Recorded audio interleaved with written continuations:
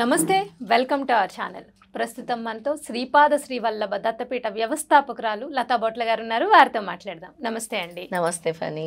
లత గారు, ఈ మధ్య నేను ఒక విషయం విన్నానండి. గురు చరిత్ర పారాయణ చెయ్యాలన్నా సరే గురువు అనుగ్రహం ఉంటేనే మనం ఆ గురు చరిత్ర పారాయణం చెయ్యగలం అనేది విన్నాను. అవును. సో అది నిజంగానే చాలామంది చెప్తూ ఉంటారు, గురువు అనుగ్రహం లేకపోతే మనం గురు చరిత్ర కానీ, లేకపోతే దత్తాత్రేయ స్వామి వారి ఆరాధన కానీ, దత్తాత్రేయ స్వామి క్షేత్రాలకు వెళ్ళడం కానీ జరగదు. కానీ ఈ రోజుల్లో గురువు అనుగ్రహం ఉంటే సర్వదేవతల అనుగ్రహం ఉన్నట్లే కదా అండి. 33,000 కోట్ల దేవతల అనుగ్రహం ఉన్నట్టు. రైట్. సో అసలు గురు చరిత్ర నేను చాలాసార్లు మీరు చెప్పగా విన్నది ఏంటంటే, చాలాసార్లు దత్త ఆలయాల్లో కానీ, దత్త క్షేత్రాల్లో కానీ, లేదు మన పీఠంలో కానీ ఇలాంటి చోట్లే గురు చరిత్ర పారాయణం చెయ్యాలి అంటారు. స్పెసిఫిక్గా అలాంటి చోట్లే పారాయణ చెయ్యాలి అని చెప్పడానికి రీజన్ ఏంటండి? నాది మొదటి ప్రశ్న. రెండవది ఏంటంటే, నేను విన్నది గురుచరిత్ర కొన్ని అధ్యాయాలు చదవడం వల్ల మనకున్న కొన్ని సమస్యలు తొలగిపోవడానికి కొన్ని అధ్యాయాలు చాలా బాగా ఉపయోగపడతాయని చాలామంది గురువులు చెప్తూ ఉంటారు. అనారోగ్య సమస్య అంటే ఈ అధ్యాయం చదువు, ఆర్థిక సమస్యలు అంటే ఈ అధ్యాయం చదువు అని. ఎటువంటి సమస్యలు ఉన్నవారు ఎటువంటి అధ్యాయాన్ని ఎన్ని రోజులు చదవాలి, అటువంటిప్పుడు ఎటువంటి నియమాలు పాటించాలి, నార్మల్గా కూడా గురుచరిత్ర పారాయణం చేసేటప్పుడు ఎటువంటి నియమాలు పాటించాలి? ముందుగా అడిగిన దానికి ఫనీ, గురుచరిత్ర పుస్తకం ముట్టాలంటే స్వామి అనుగ్రహం ఉండాలి. ఖచ్చితంగా ఆ పారాయణం చెయ్యాలి అన్నా కూడా స్వామి అనుమతి ఉండాలి. దత్తక్షేత్రాలను అడుగు పెట్టాలన్నా కూడా స్వామి అనుమతి ఉండాలి. దత్త పీఠాలను అడుగు పెట్టాలన్నా, దత్త గుడుల్లో దేవాలయాల్లో అడుగు పెట్టాలన్నా సంపూర్ణమైన దత్తాత్రేయ స్వామి అనుగ్రహం ఉంటేనే జరుగుతుంది. ఈ గురుచరిత్ర పారాయణం అనేది ఎప్పుడు మీకు పరిచయం అవుతుంది, దత్తాత్రేయ స్వామి ఎప్పుడు మీకు పరిచయం అవుతారు అని అంటే, మీ కర్మలు ఎప్పుడైతే తీవ్రతరం అవుతాయో, నేను భరించలేను, నేను ఇంకా నా కష్టాలను అనుభవింపలేను అన్నప్పుడు స్వామి కొంతమందికి పరిచయం అవుతారు.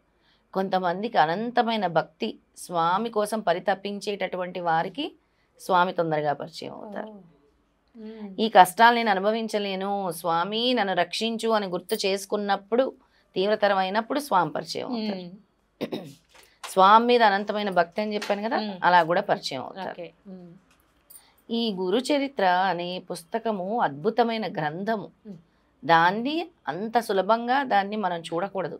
అది ఒక ఆధ్యాత్మిక గ్రంథము, మనకు ఎన్నో పాఠాలు నేర్పించినటువంటి గ్రంథము, గురువుని ఎలా మనము ఆరాధించాలో నేర్పించినటువంటి గ్రంథము, అలాగే మన కర్మల్ని తొలగించేటటువంటి గ్రంథము, మనకి దిక్సూచి అంటే ఒక కరెక్ట్ పాత్ ఇచ్చేటువంటి గ్రంథము గురుచరిత్ర పారాయణం. ఈ గురుచరిత్ర పారాయణం పుస్తకాన్ని పట్టు వస్త్రంలో భద్రపరచాలి. భద్రపరిచి ముందు శుచి శుభ్రం అనేది చాలా ఇంపార్టెంట్. నువ్వు ఫస్ట్ శారీరకంగా చాలా శుద్ధిగా ఉండాలి, మానసికంగా కూడా నువ్వు శుద్ధిగా అవ్వటానికి నువ్వు ఈ పుస్తకాన్ని పట్టుకుంటున్నావు. తర్వాత ఎక్కడైతే కూర్చొని నువ్వు దేవతా పూజ చేస్తావో అక్కడ పరిశుభ్రంగా ఉంచుకోవాలి. నువ్వు కూర్చొని పారాయణం చేసిన చోట కూడా శుభ్రంగా ఉండాలి. నెక్స్ట్ ప్రశ్న, ఎందుకు దత్తక్షేత్రాల్లో చేయాలి, ఎందుకు దేవాలయాల్లో చేయాలి, ఎందుకు పీఠాల్లో చేయాలి అంటే, అక్కడ చేస్తే స్వామి సన్నిధిలో చేసినట్టే మనము. నీ ఆలోచనలు అన్నీ స్వామి మీద ఉంటాయి. నీ ఇంటి చుట్టూ నీ ఆలోచనలు, నీ సమస్యల చుట్టూ ఉండదన్నమాట.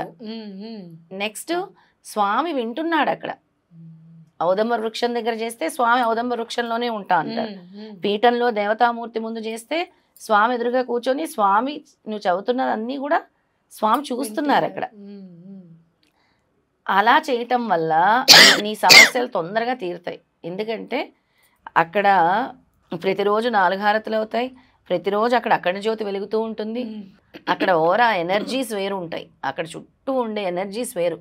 క్షేత్రాల్లో ఎంత ఎనర్జీ ఉంటుంది, చాలా ఎనర్జీస్ ఉంటాయి. ఎందుకు 12 జ్యోతిర్లింగాలు, 18 పీఠాలు, దత్తక్షేత్రాలు, పురాతన దేవాలయాల్లో కూడా అంత శక్తివంతమైనవి ఉంటాయి అన్నమాట. ఆ ఎనర్జీస్ వేరుంటాయి అక్కడ చదువుతున్నప్పుడు.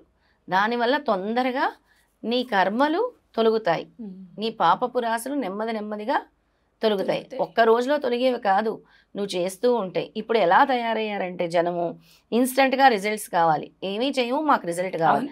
పారాయణం చేయాలంటే వారం రోజులు పారాయణం చేయాలి. మేము 7 వారాలు పారాయణాలు చేసేవాళ్ళం, కంటిన్యూ 49 డేస్. ఇప్పుడు పీఠంలో 49 డేస్ జరుగుతుంది అఖండ సప్తాహ సామూహిక గురుచరిత్ర పారాయణం. నెక్స్ట్ సామూహికంగా చేస్తే తొందరగా రిజల్ట్ ఇస్తారు స్వామి. నలుగురు కూర్చొని జరిగితే తొందరగా ఇస్తారు స్వామి రిజల్ట్. అది నీ ఇంట్లో నువ్వు ఒక్కరే చదవాలి కదా, ఉమ్. ఇక్కడ నలుగురితో కలిసి నలుగురితో చదువుతావు కదా. కలిసి. ఉమ్. అందుకే మేము ఎక్కువ ఏం చెప్తాము, క్షేత్రాల్లో చదవండి, పీఠంలో చదవండి, చాలా ప్రశాంతతగా ఉంటుంది మీరు చదివేటప్పుడు కూడా. ఆ ఓరా అంతా కూడా స్వామి చుట్టూనే తిరుగుతూ ఉంటుంది అనమాట.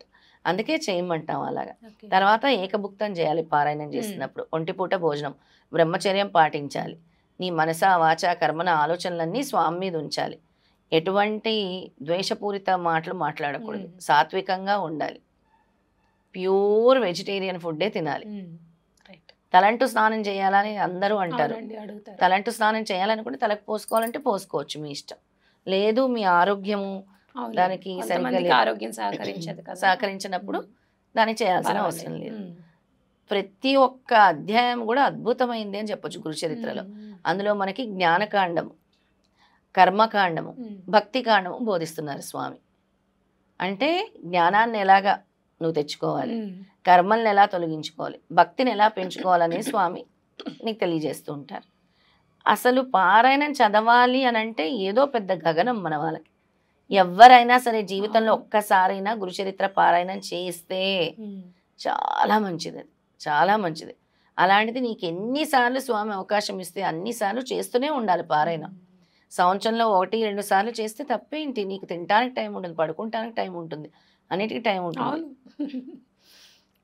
స్వామి కోసం నీ కోసం నువ్వు కేటాయించుకుంటే స్వామి బిజీ అనుగ్రహం బిజీ అంటారు సోషల్ మీడియాలో, ఎంత టైం వేస్ట్ ఎంత టైం వేస్ట్ దాని చేస్తారు బదులు అందరూ. స్వామి ముందు కూర్చుని కూర్చొని ఒక గంట, ఎంత ఒక గంట mental peace గంటన్నర ఉంటుంది అసలు. కూర్చొని పారాయణం చదువుకోవాలి. అవును. నేను ఇప్పుడు పీఠంలో కూడా ఈ 49 రోజులు కూడా అందరినీ రండి, మీరు వచ్చి పారాయణం అదే కదా. చేయండి, ఉమ్. మీ సమస్యలను తొలగించుకోండి, తర్వాత మీ లైఫ్ చూడండి ఎలా ఉంటుందో అని చెప్తాను. ప్రతి ఒక్కరికి అదే చెప్తాను. వచ్చి పీఠంలో పారాయణం చేసుకోండి, పారాయణం చెయ్యండి, సిద్ధమంగళ స్తోత్రం చదవండి, మంత్రజపం చెయ్యండి. ఇప్పుడు నేను ఈ 49 days కూడా అందరికీ ఔదంబర వృక్షం చుట్టూ ప్రదక్షిణలు, ఉమ్. గురుపాదుకలకు అభిషేకము, తర్వాత పారాయణం చేపిస్తున్నాను. ఓకే. 4 హారతులు కూడా అబ్బా. పీఠంలో జరుగుతాయి. ఉమ్. రోజు 4 హారతులు జరుగుతున్నాయి. తర్వాత స్వామివారికి పవలింపు సేవ కూడా ఉంటుంది. అబ్బా. ఇంకా ఇవన్నీ జరుగుతున్నాయి. అద్భుతం కదా అసలు. నేను ఎంత బిజీగా నేను ఇలా వచ్చినా కూడా మా భక్తులు చక్కగా ఆ హారతులను చేస్తూ కూడా ఉంటారు. నిర్వహిస్తారు. అయితే ఎటువంటి సమస్యలు ఉన్న వాళ్ళు ఎటువంటి అధ్యాయాలను పారాయణ చేయాలి ఒకసారి చెప్పండి. చాలా చక్కగా అడిగావు. మనకి హెల్త్ ప్రాబ్లమ్స్ సాల్వ్ అవ్వాలంటే 13వ అధ్యాయము 45వ అధ్యాయం చదవాలి. 13వ అధ్యాయం 40వ అధ్యాయం. అలాగే మనకి భూత ప్రేత పిశాచ బాధలు మ్మ్. ఉంటూ ఉంటాయి, నెగిటివ్ ఎనర్జీస్, అవునవును. మాకు చేతబడి చేశారు, ఇలాంటివన్నీ అంటూ ఉంటారు. 20-21వ అధ్యాయాలు చదివితే వీటి బాధల నుంచి ఉపశమనం పొందుతారు. అలాగే ఆర్థికంగా ఏ అధ్యాయాలు చదవాలో చెప్తాను. ఆర్థికంగా గనక మీకు బాగుండాలి, బయటపడాలంటే 9, 10, 30